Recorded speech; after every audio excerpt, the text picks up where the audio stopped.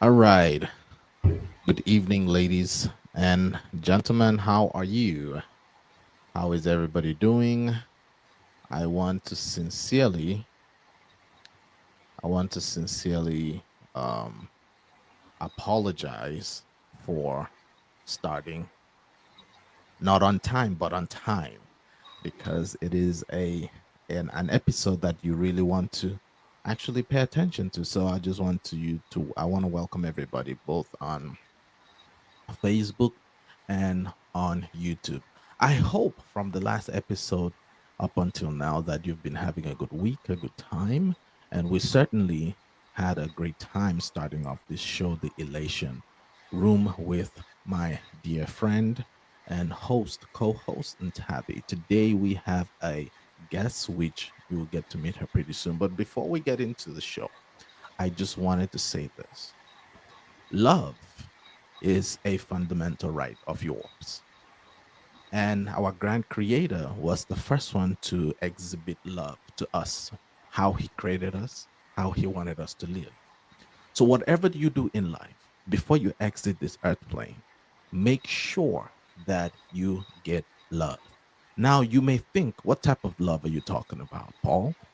You can get love from the opposite sex. You can get love from a family member, a mom, a dad, a brother, sister, cousin. You can get love from a best friend. You can get love from everywhere.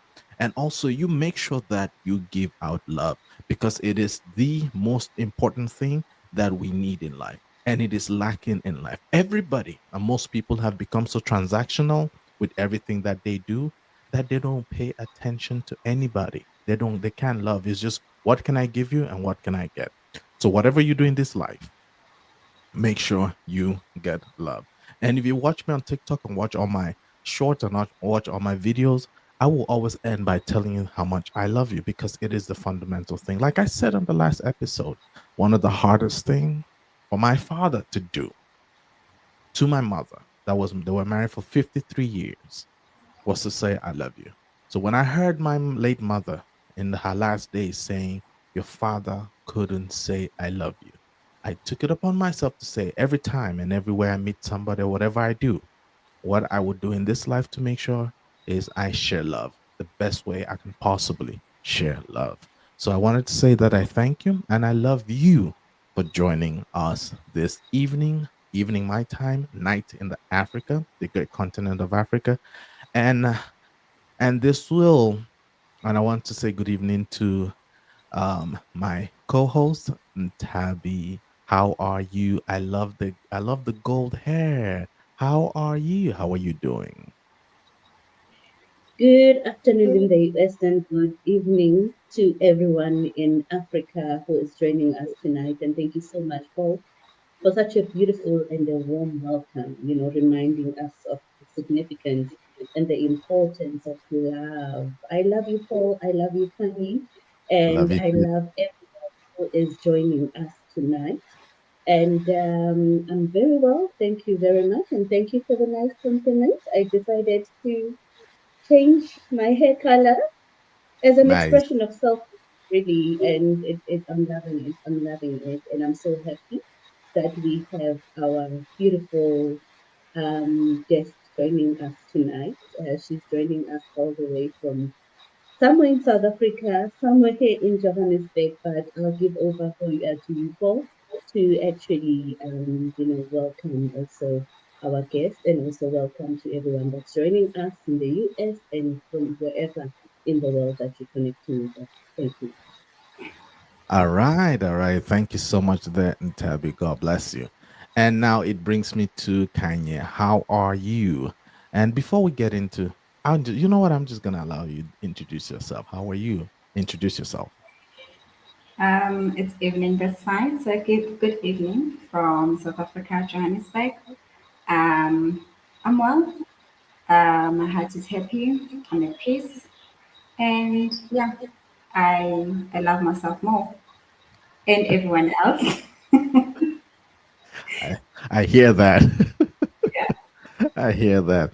All right. Before we get into it tonight, um, tonight in Africa, in Europe, and then afternoon here in the United States, we are going to really talk about abandonment. Abandonment in the place of a parental abandonment, friendship abandonment, abandonment in all aspect of life. You know, when we talk about abandonment, people grow up in life and they are dealing with abandonment issues. And which that has affected them in relationship and how they relate with people. It has also affected them even in the business sector, in their career, in everything that they do, because they had a childhood abandonment issues. And some people have not been able to come out of that.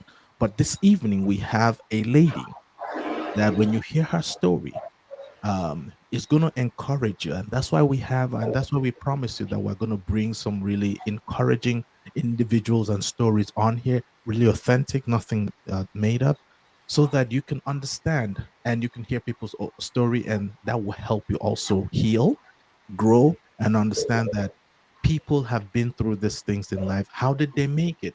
And tonight, this afternoon, that's what we want to address: abandonment issues in society. And if you're a mother, a father, a brother, a cousin, a friend, a boyfriend, a husband that is out there, and you have abandoned anybody, when you listen to this episode, I pray that it's going to touch you so that you can go back and right your wrongs. So without, taking much time, I just want Kanye to come, or I will allow Tabi maybe to ask a few questions, and then we dive deep into it. Tabi.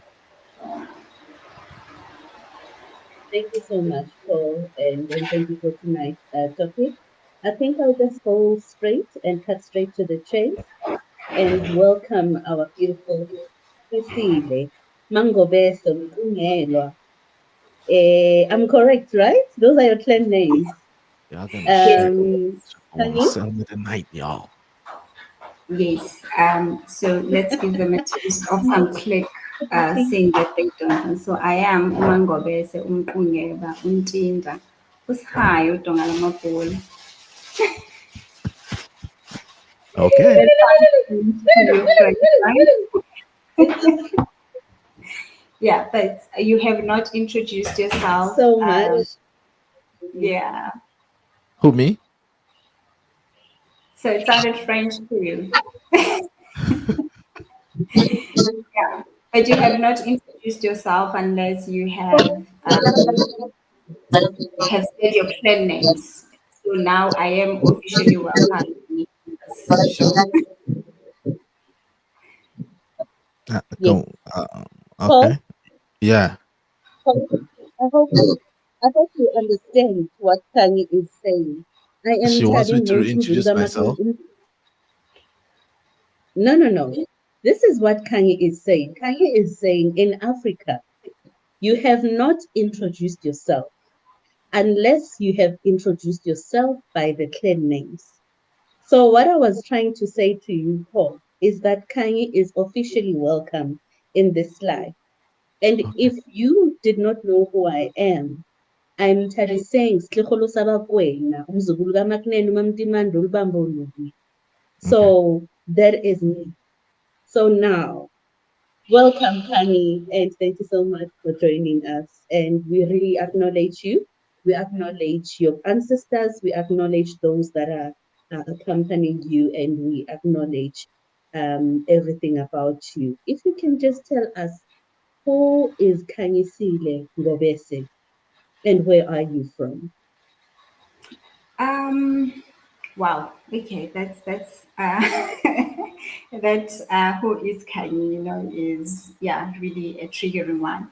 But Kanye is just a simple girl from the rural areas of KZN, KwaZulu Natal, a province in South Africa, and I am from Nkandla. And yeah, I'm my daughter man, and I'm my daughter's man. Um, I live a very simple life. Behind the scenes, I told you that the more I try and run away from the media, the more the media chases me, because I, I, I just like my life the way it is, and I adjust to what it is at that time, which is something that I've had to learn as I grow. And it's a beautiful space to be in. Yeah. Thank you So that's so just for that. is I'm just what you see. I'm Yeah, the media keep chasing me, sister, and because of the value that you carry in you, that is why we will come after you every time we I'm get. struggling with your audio and time. Can you Yeah, hear me now? Can you hear the me audio now? is muffling. Yeah. Is can you hear me now? Am I audible now? Yeah, That's you good now. Yeah. If you can just tell us a little bit about how your upbringing was as a child. What kind of a child were you growing up, and how was your upbringing? okay. I grew up with a very low self-esteem, which dates back to when I was 5. Um, I know I look very slim now. I look like a model, and there's nothing you can tell me about myself that I don't know. I've lived with myself for 42 years, so can't tell me anything about myself now. But basically, the low self-esteem came with the weight. One, I was way too big, you know. I was that fat child, and also being dark skinned also didn't help because you would have dreams of being on TV, dreams of being an actress, a presenter, and whatever not, and they will tell you that they'll only use you for commercials, or for comedy and things like that. So my self-esteem literally just dropped because of my weight and the skin tone, right? But when I think about it now as an adult, it came from um, being abandoned by our mother. I'm the firstborn in my parents' marriage. So when I was 5, one day my dad woke up, went to work, and our mom literally bought 2 fat cakes, 4 fat cakes, gave me 2, gave my brother 2, and she left us at a supermarket just like that. And she said she was coming back. And we waited and waited for her to come back, and she never came back. And lucky for us, we had a very caring neighbor who saw us and knew something was off because we were never outside our yard. She took us in, kept us safe, made sure that she reached my dad somehow, because at the time there were no cell phones. And my dad came, and from that day on, I was 5, my brother was 3.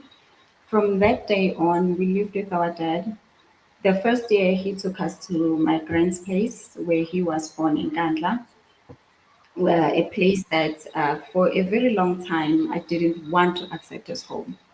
But here we are now, and it's one place that I'm proud of.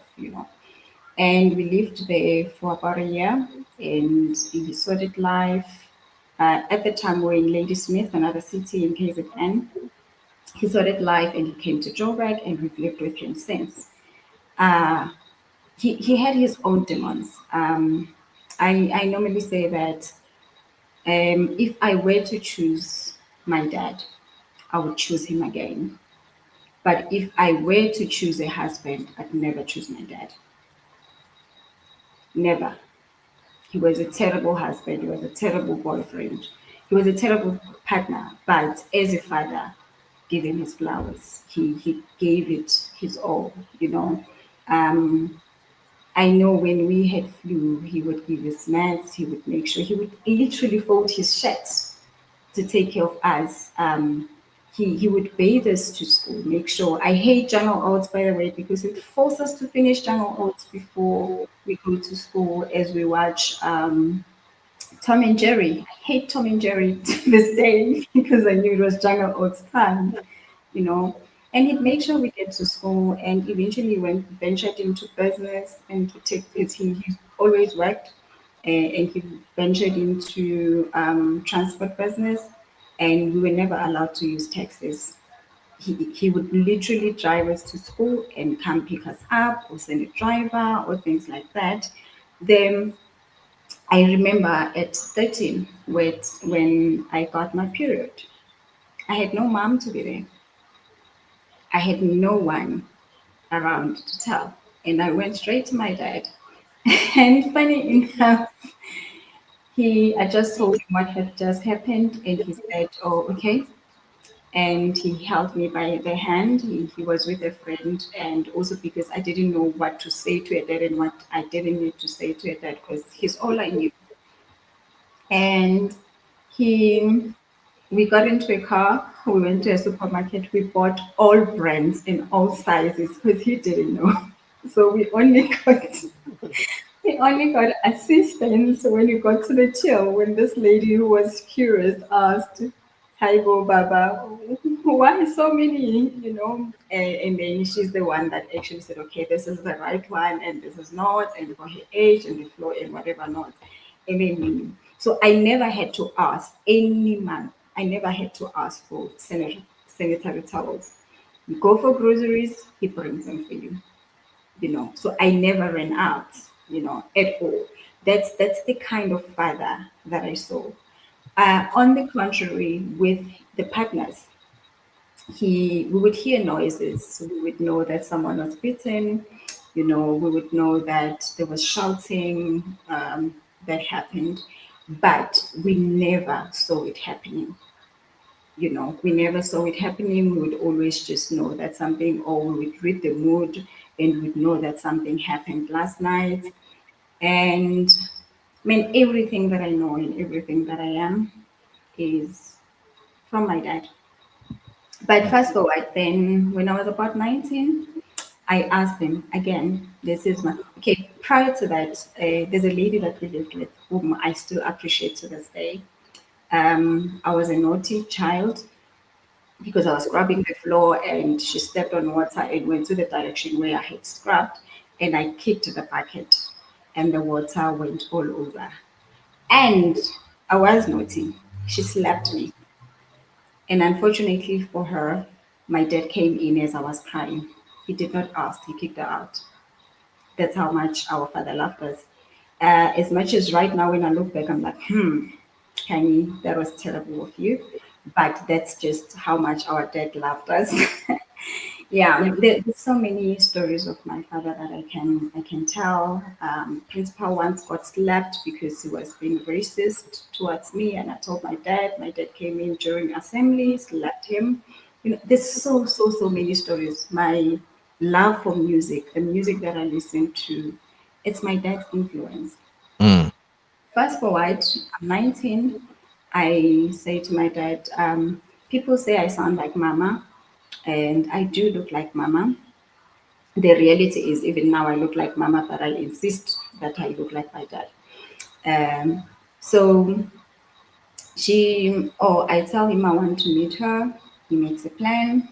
We do meet her, and excited that we are going to see our mom, me and my brother. And she got there.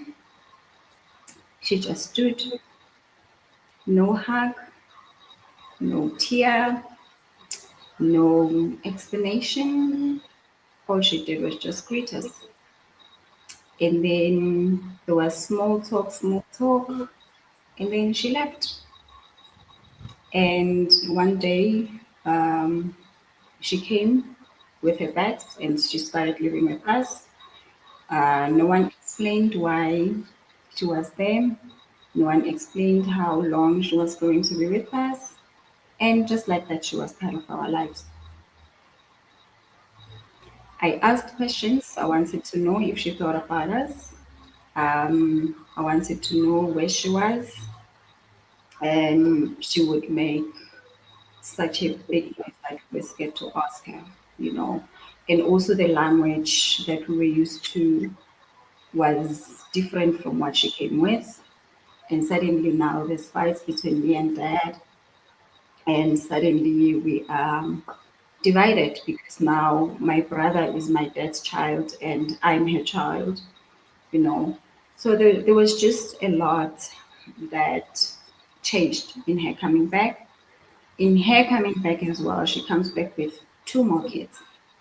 The one is in hospital, sick since birth, and yeah, and the other one disappears during school holidays.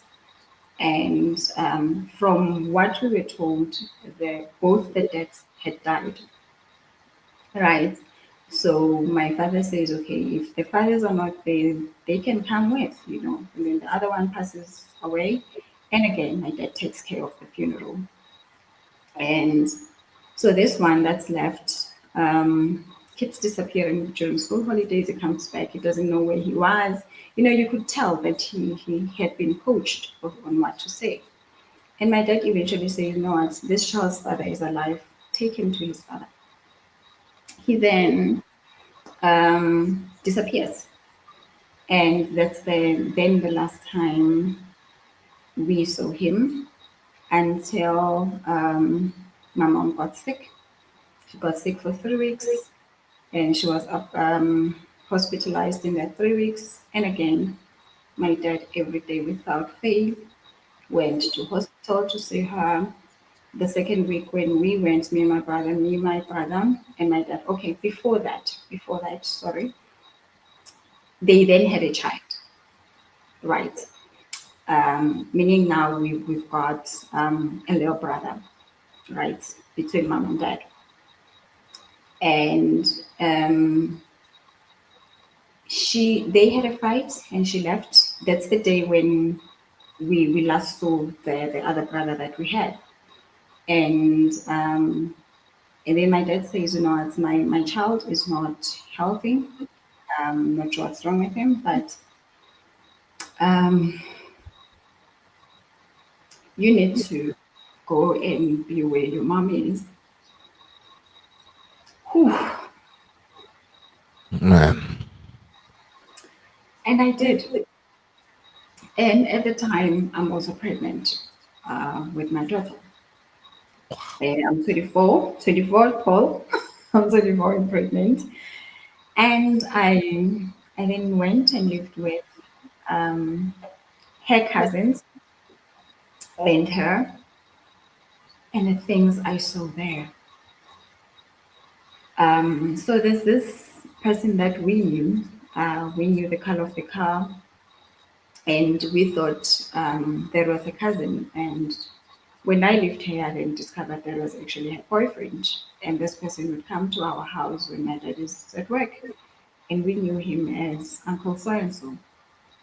So we then live with her.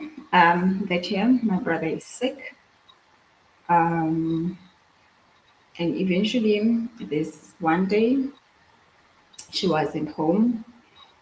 I'm pregnant heavily, and I'm looking after this sick child because my dad keeps saying, if you live there, I'm going to lose the child.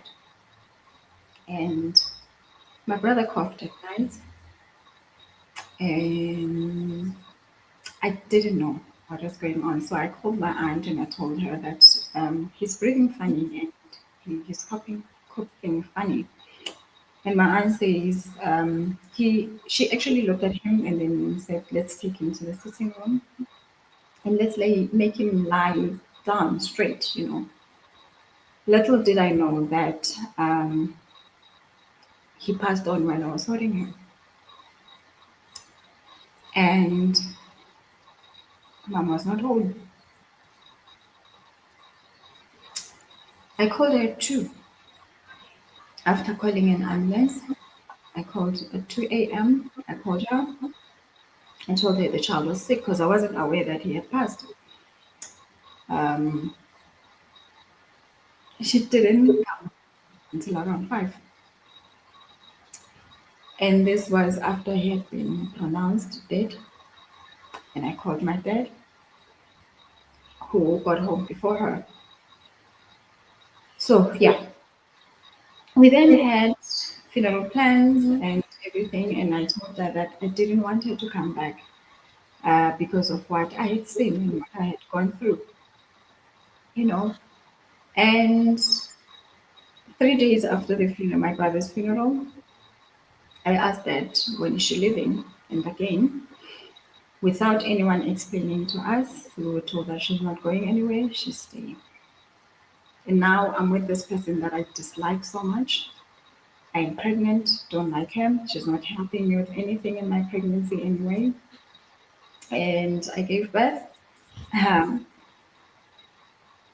when you give birth, you'd expect that your mother would help you bathe the child, the baby, and all that. She told me straight up that she does not have a baby. So from hospital, I took care of my daughter myself. And my dad was there. My dad was there. Even throughout my pregnancy, he was so supportive. So supportive. He never missed any of my doctor's appointments ever. Hence I say if I were to choose a partner, I'd choose if I were to choose a father, I'd choose him again. Fast forward, um my brother is married. I now have a child and I'm doing my third year and she falls sick in that 3 weeks. My dad takes her to hospital. Second week, she asks for us. Did we go to hospital? She doesn't remember us. She's asking us who are we. So between me and my brother, we agree that we are no longer going to hospital. And one day, then the third week, my dad calls us and says, she was better today. We had plans to go and see her the following day. She ate and things like that. And at 4 a.m. the next morning, I get a call that she had passed. We prepare for the funeral. Um, and yes, she's buried. And then on a Sunday, her funeral was on a Saturday. On a Sunday, my dad calls a family meeting. Family meeting is me, dad, her mother, whom I was seeing for the third time in my entire life. And my dad says then that brother that had disappeared can come back and live with us, seeing that mom is not there. He probably needs support as much as we do. So he must come back and live with us. And that's when we discovered that he was given away for adoption officially and we could not have him back. And he was there. That's the last time we then saw him until recently, where we reconnected after I had done an interview of this sort. Yeah, so we are in communication now. Oh boy. Um Thank you. Thank you. so first I first I want to actually commend you for your strength, your courage, and your tenacity to push through life, irrespective of what life threw at you. You didn't give up. I know there's a lot of people in that situation that would have given up. I know there's a lot of people in that situation would have just said, you know what, I'm done, and probably would have blocked everybody out, disappear, or just take themselves out of the situation because of the trauma, because of the pains, and because of the uncertainties. I mean, listening to your story, I did hear where you said that there was a reconciliation with your mother. There was no closure with your mom, and it's just time after time and after time again. Your father kept on expecting you to show up and support, irrespective of what happened. That's why I am actually. It's I admire your strength, your as a woman. I admire your strength, your push. And I just want to say to you, thank you for sharing your story. And it's really touching. And I pray for you that is watching, that you're listening to this story, that you have learned something. What can you learn out of this story? Don't give up. Number one thing, don't give up. You see, when you think that your story or your situation is so horrible, have you heard another person's story? Because you see people smile, you see people show up. You don't know what they've been through or what they're going through. You see a lady that was pregnant, not sure of anything, pushed into a situation to take care of her own mother that never would look at her and doesn't even know if, and say, "You're not my child." And then the next thing, you're taking care of a younger one that you had no idea how he came to be. And then that younger one passes in your hands. Can you just pause for a minute and imagine the trauma Yeah. that's, I mean, I can't begin to just think what went through your mind in that space. But here she is today. She's still pushing on. She's still becoming a better version of herself. And when she started the story, she mentioned that the abandonment issue made her, she discovered that abandonment issue made her gain weight when she wanted to be an actor, what you would say it. She wanted to do a lot of things, but she was being stereotyped, she was being discriminated against because of her physical looks, right? But the fundamental thing is the abandonment issue made her gain weight. So you that is dealing with abandonment issue, what have you done about it? What are you going to do about it? So we're on here, professionals in our own right. And the reason why we're having this show is to help you come out of that situation that you're in. Um, and a father that just showed up and say you must do this. And if any of you understand African parents, like unlike the rest of the world, sometimes when they say do this, you do this, you really can't ask questions. You just do it anyways. Yeah. And most of us that are very forceful, very controlling, even with our own kids or in a relationship or wherever you find yourself, that is what control does. It pushes another person to a place that if you're not strong enough, you can give up. And that has given birth to a lot of people that have become so abusive, so controlling. And the in word right now that I don't like, I hate that word. You see this word, the narcissist, but I have to use it. You know, abandonment issue and trauma on address trauma issue and abandonment issue as a child has pushed a lot of people to have this character flaws. I mean, it is something that people are dealing with. And I hope that this story has actually helped you. So it brings me to this question, Kanye, before Ntabi will probably ask you another question. It brings me to this question. Have you healed? Not entirely. Um, it's a process. It's a process.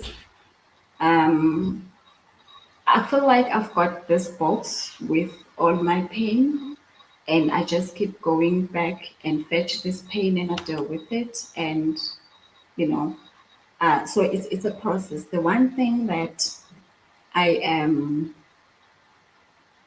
I have done is forgiving, and at first I forgave because I had to. No matter how many questions I was going to ask, I was not going to get any answers from my mom. You know, I had to. And I have also made so many excuses for her. My mom was adopted herself, you know, and for me to cope, at some point, I told myself that um, she did not mother me because she didn't know how to be mothered herself, you know, Mm, you know. So I had to just use that as a coping mechanism. But one beautiful thing that came out of my mother abandoning us is that I'd care for my daughter, you know. It has been a problem also at some stage because I'd be so protective of her that I wouldn't even wanted to sleep over at Ntabi's place because I am not there, you know. Um, and that became a problem now between me and her because I didn't want her to grow up. Like for simple things as going into a shop to buy her clothes. She would be 15, but for me to get to the I'm of 15-year-olds. I would have to start from 6 months and look at the clothes and move on to until I'm at that right. Because I didn't see her as old, which is something that I still kind of struggle with. She's 19 and I still call her pumpkin. You know, it's one of the things that I know that it's not really a nickname or a pet name between us. It, there's a lot. I don't want her to grow up. I want her to remain a baby, so that I can, You I better can, let her grow up. and this is simply because it's something that I would have wanted to be done for me and to me, So there's still pain that I still carry with, but I've done a lot of healing, and I've also had this anger of the little time that I had with her. I would have loved to see my parents happy and just have a normal home. So they denied us that, and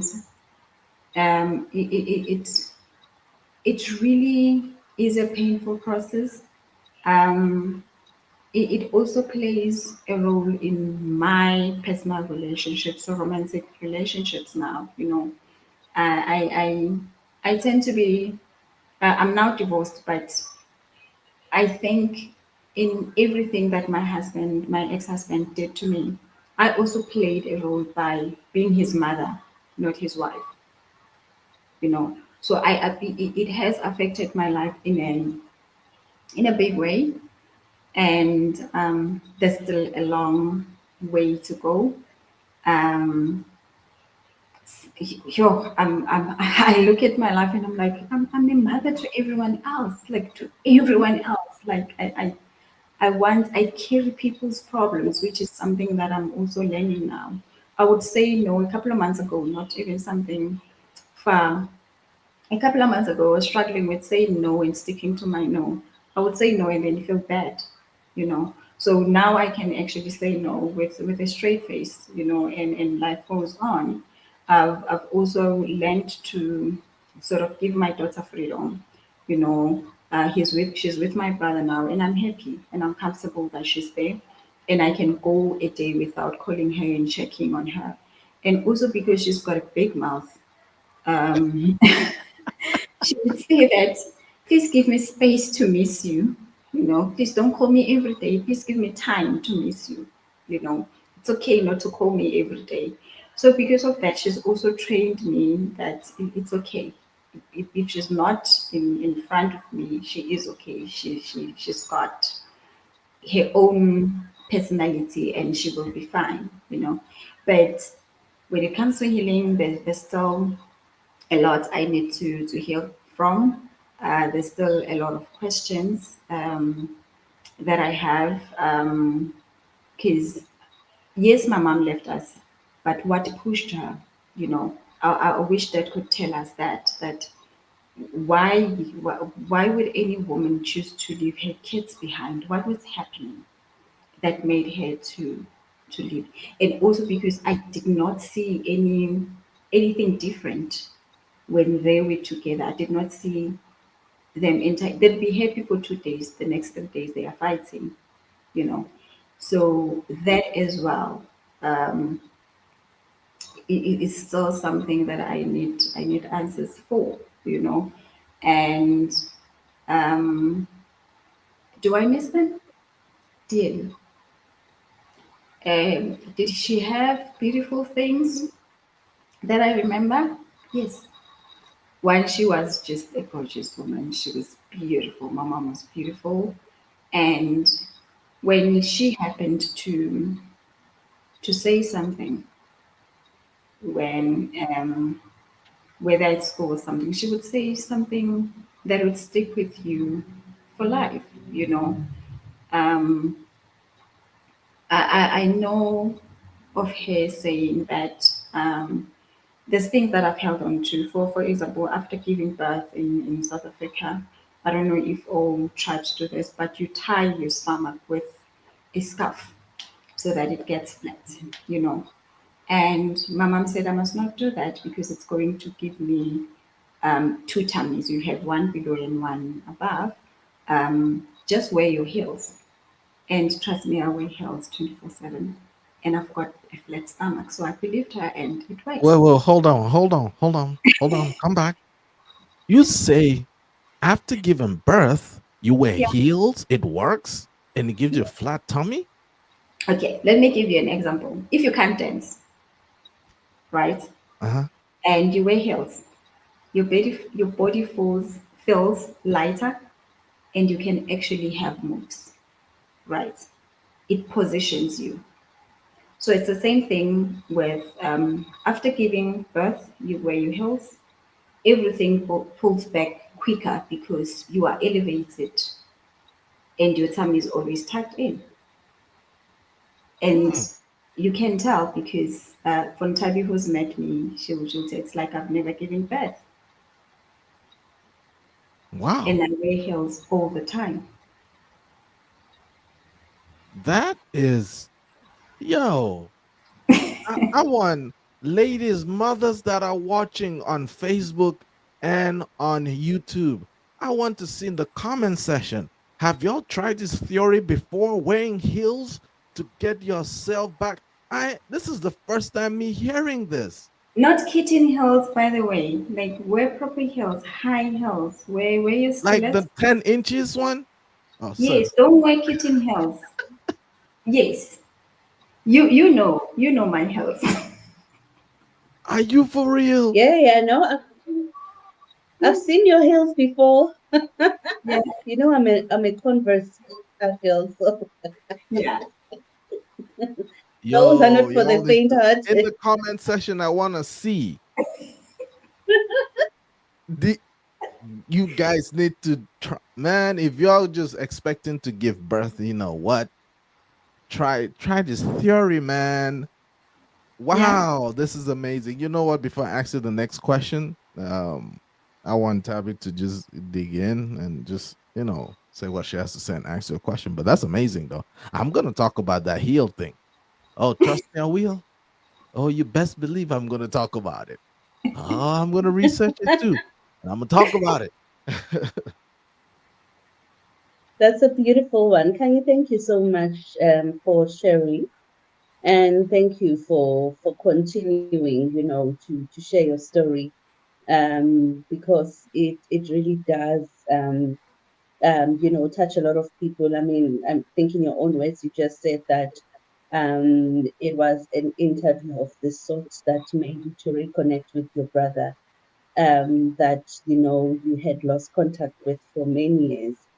What I'd like to know from you, Kanye, is how has your past shaped how you make decisions in your life right now, as a mother and as Kanye, as an individual? One,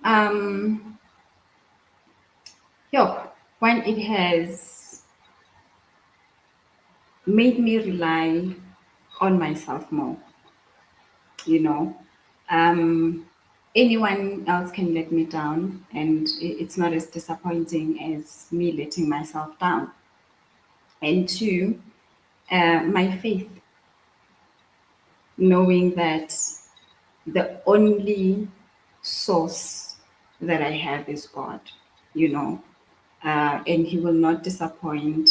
Yes, there are times where I will feel like He's not listening and things like that, but I've had to learn that none of the things that I have or that I am exist without God, you know. And in terms of the decisions I've made so many mistakes because I relied on others, um, and I wanted to feel what I give and had to sell myself short because I want that comfort. I want to be assured, all the time. And when I look back now, I'm like, okay, yes, I got married, for example, but I got married for all the wrong reasons. I got married because it looked familiar, it felt familiar, I was looking for my dad in this person. And when I found my dad and he wasn't really my dad, I then switched positions and I became his mother, you know. And in all of that, I lost myself, you know. Um, I lost myself to a point of simple things like not knowing what's my favorite juice. If he says his is orange, I gravitate towards orange now, you know. And if tomorrow he wakes up and says it's grape, I gravitate towards grape. So I had lost myself as well. So right now I am managing, you know. There's a lot that I have discovered about myself that also shocks me. I'm like, oh, okay, I last got in touch with this part of my life when I was 20, you know. Oh, okay, you know. So there's a lot that I'm also discovering and finding out about myself, about the things that I like, about my dreams that I had given up on, and dreams that I gave up on because I compromised myself so much, and because I wanted to fit in, you know. So it has messed up with my life in decision making, um, in just living my life generally, you know. When you are told you are fat now, lose weight, you lose weight. You've lost too much weight now, you need to gain weight, you gain weight, you know. But right now it's who is Kanye? What does Kanye want? What does Kanye like? You know, um, is Kanye comfortable with this? You know, and if I am not sure of anything now, I consult Kanye. You know, I don't consult any other person. I consult Kanye and I say, Kanye, how do you feel about this? Let's have a meeting with you. And whatever Kanye's response is what is going to happen, you know. So it's a journey still, but I'm loving it. It's beautiful. Okay. All right, that's beautiful. So I want to touch on something and then ask you a question. So I heard you talk about your daughter, and by the way, I'm going to say that she's probably very beautiful, a lady, and at 19, she's doing well for herself. I want to say that is a good one. You're doing great. So you talked about your relationship and you being a mother instead of being like a friend, a sister, or a wife to your ex, and also not coming in terms with the reality that your daughter has grown and you still want her to be a baby. When I was listening to that, and I want other people to kind of just understand that abandonment issues can directly and indirectly make you have attachment issues and control issues. So you can become very attached and you can have control issues. So now, when you have attachment issues and control issues, this is the fear. You fear rejection. So now my question to you right now, Kanye, is how do you deal with rejection? How do you deal with no? How do you deal with unmet expectation? Because when you have what you've dealt with, and you just mentioned, you talked about your daughter not wanting her to grow, and then having with your ex, you like, I mothered this guy. It's like I control this thing. I want it to because of what I want to see and what I want to. So now, how do you deal with rejection and unmet expectations now, based on your experiences? You know, in fact, I think I had this conversation with Kanye earlier today. Um, 2 years ago, I'd sit in the corner and I'd cry because I had been rejected, Mm, right? And today I was actually having this conversation with Kanye today, and I was like, I'm so proud of you, Kanye, because now rejection says, try again, you know, try something different. And now it is pushing me to new ideas, to new ventures, to um, research more, um, ask questions, And what I've also realized is that in the number of times that I had been rejected, especially this year, where I am sober in the sense that I know what I'm doing, um, where I had been rejected, few months down the line, I found out that I was being saved from something. So I Mm. appreciate rejection now. You see, before and Tabby, I'll let Tabby just go in. I want you guys to get that point. And that is kind of what I was looking for. That's why I asked the question. When you face rejection, it is God trying to save you from something. You see, she had issues with rejection, but she let her find out, like, uh-oh, that space that I was rejected. So that means I was being saved. And it goes to, confirm what I always say. Everything that happens to you in life happens for a good reason, never for a bad reason. It just depends on how you look at it. And with time, you're going to realize that, you know what, this thing that happened to me was actually for a good reason. So, see, that's how she's handling rejection. Now she's celebrating that those spaces that she was rejected, it was for her own good. And I want you to understand that if you're dealing with some abandonment issues, trauma issues, that situation happened for your own good. If you look at it critically, you're going to see that it's for your own good. And Tabby, go ahead. My question to you, Kanye, is where is Kanye now? Where are you now? What is Kanye, you know, um, doing that is purposeful? I just want to understand where are you now mentally, spiritually, emotionally, where are you? Oh, do you want me to? Because, um, yo, Kanye, in fact, Kanye is half for Kanye Sile. And um, Kanye Sile means um, brightness. Kanye Sile means she who brings light. And going back, the reason I was named Kanye Sile was because my mom is a twin and her twin is Kanye Sile. And also, my dad was a very sickly baby, and they thought he was going to die before he even turns a year, and he made it through. And then he became a very sickly child, and they didn't expect much from him. So, my grand, so I was named Painsile by my mom because of her twin that she also lost somehow.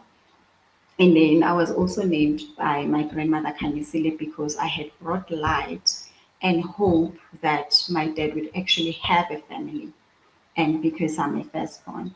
So right now, Kanye is actually Kanyisile. I am actually my full name now because I have brought light to myself and those who are close to me, you know. Um, and I continue to shine this light um, in many ways. The one light that I've shown to myself is forgiveness, and the other one is peace.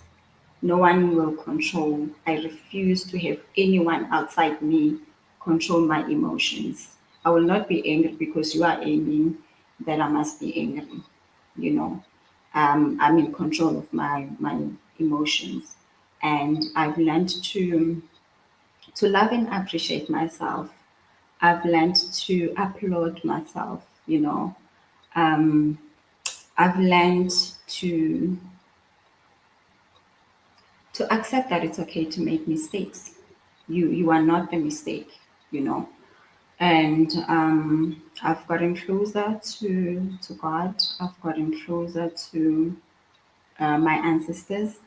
Um, I've accepted that you know what I say in Tabi? I say, you know, when you take pictures, the pictures that you delete are you really are you real pictures? That's you. That is really you. The filter, the filtered pictures are not you. You are choosing those because they look nicer, but they look nicer in whose eyes? Mm, Does God see you Mm. as the filtered pictures, or does God see you as the ones you delete?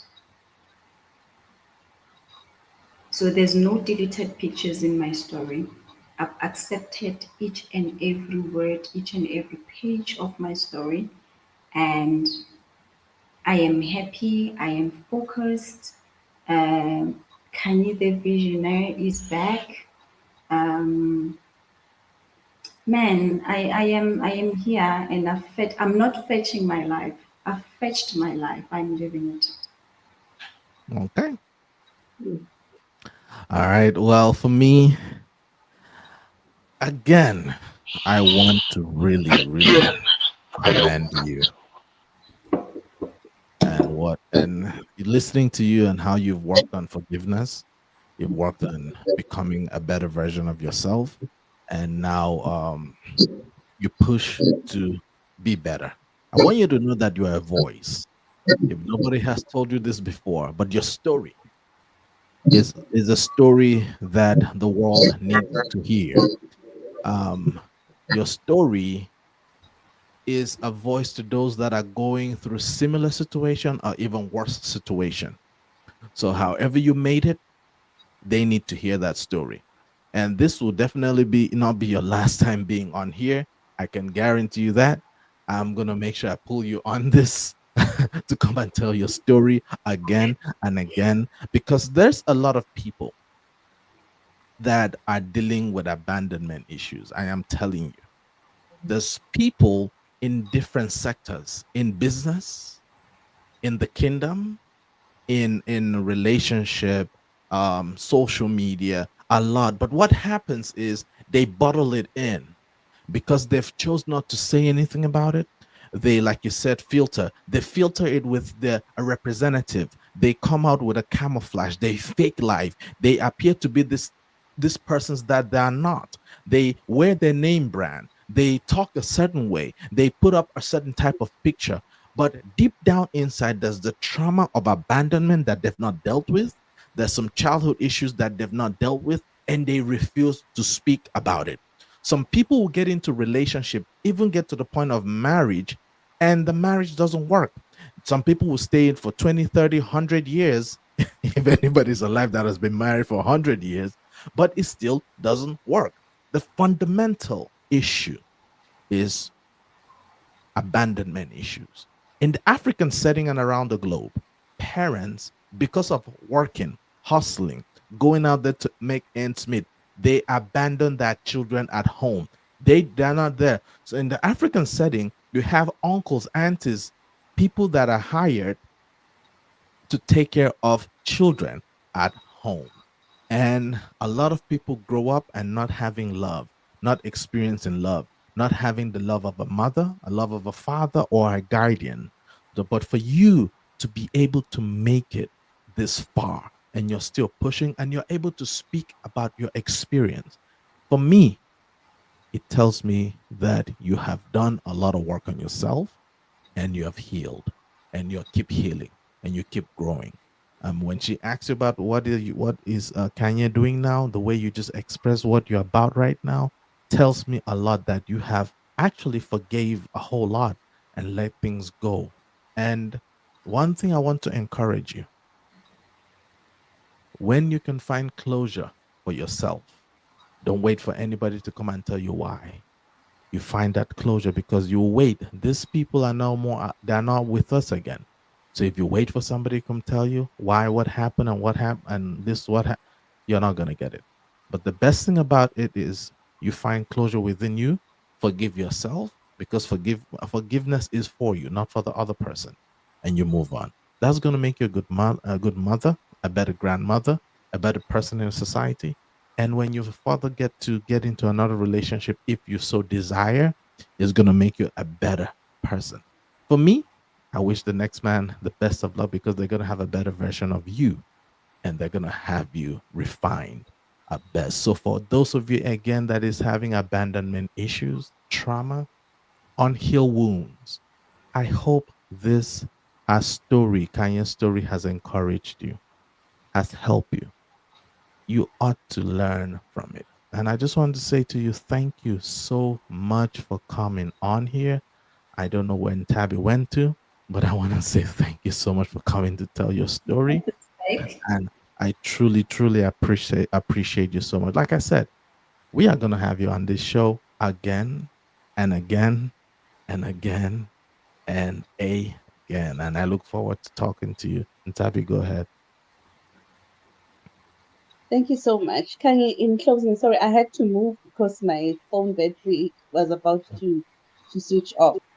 Kanye, you are doing a wonderful job, in the line of work that you are in. Can you tell us a little bit about authentic zones and what you do and where people can get hold of you? oh, okay. I'm a media practitioner, um, and oh, wow, Tabi. I recently gave birth to authentic zoms. Um, Prior to that, I had a PR agency that I had to dissolve due to divorce, and I had to think long and hard of something that relates, and that's part of my life before I came up with this name. And I love my dad. I love my dad, and when I do speaking events or MC, I would always introduce myself as Kanye Mtaga Dumsani. Mtaga Dumsani means Dumsani's child. My dad is Dumsani, Ngolese being my surname, and that did not make any sense for a PR company, you know. So I then thought Zoms, which is what my dad used to call me. That's my nickname. You know, I knew when he says Zoms, we are good, we are happy.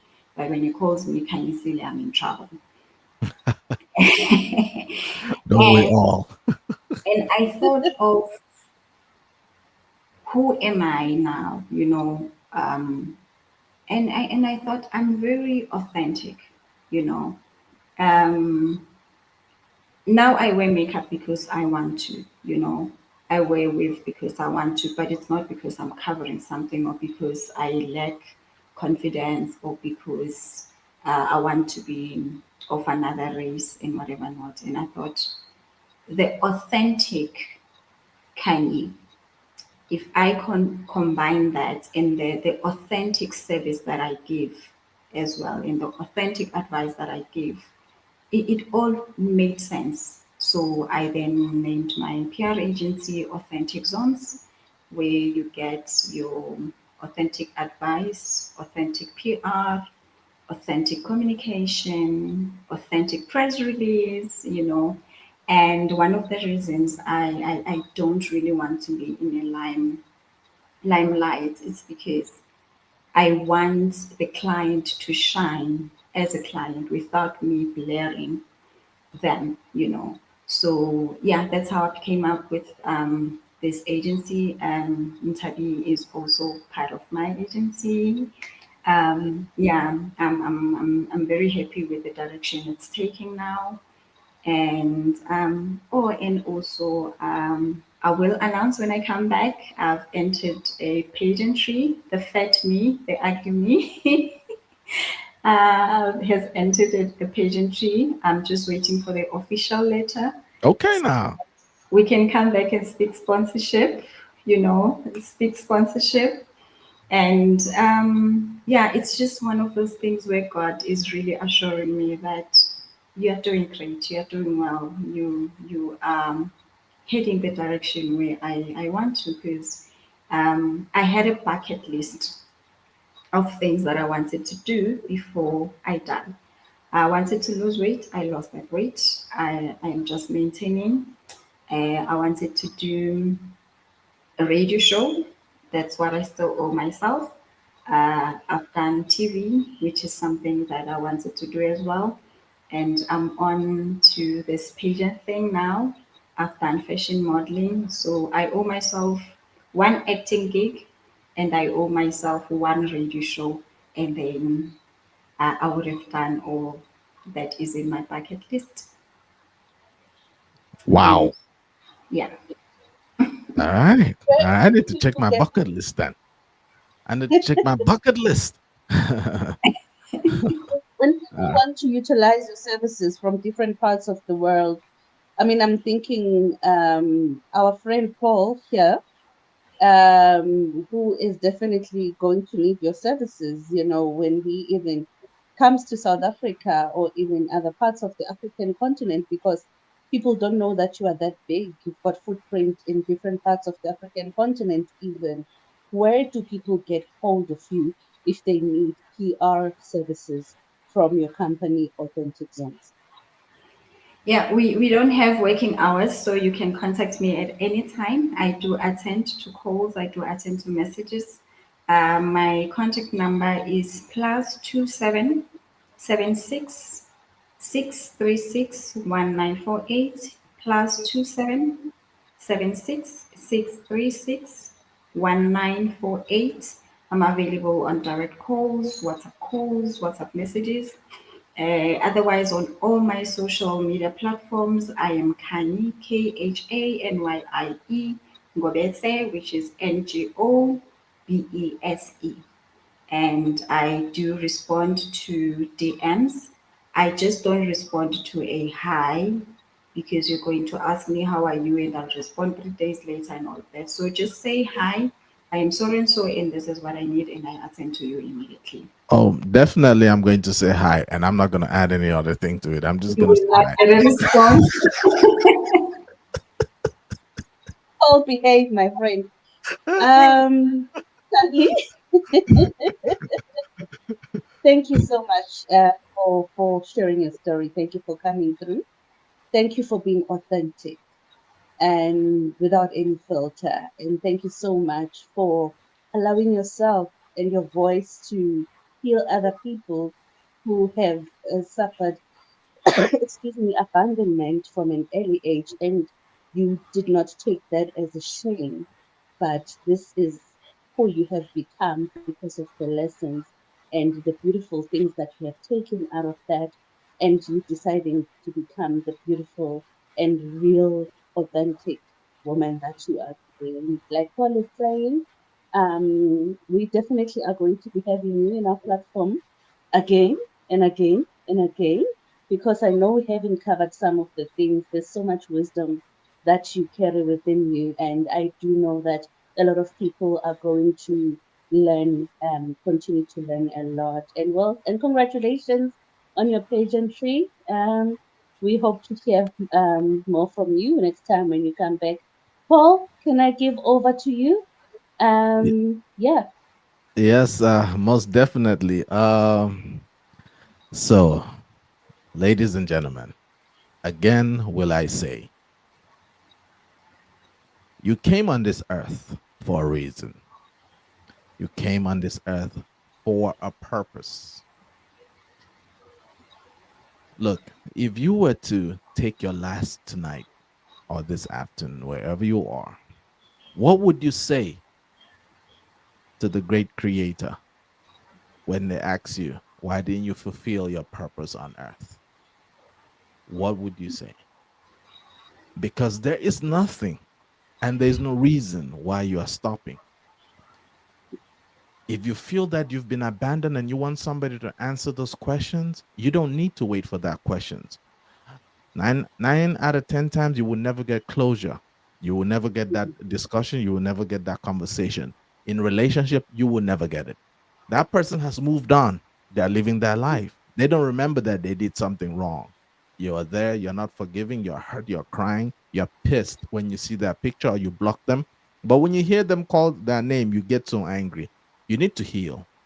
And I might sound very mean, but you need to heal and move on, because at the end of the day, you'll have yourself to Yes. answer.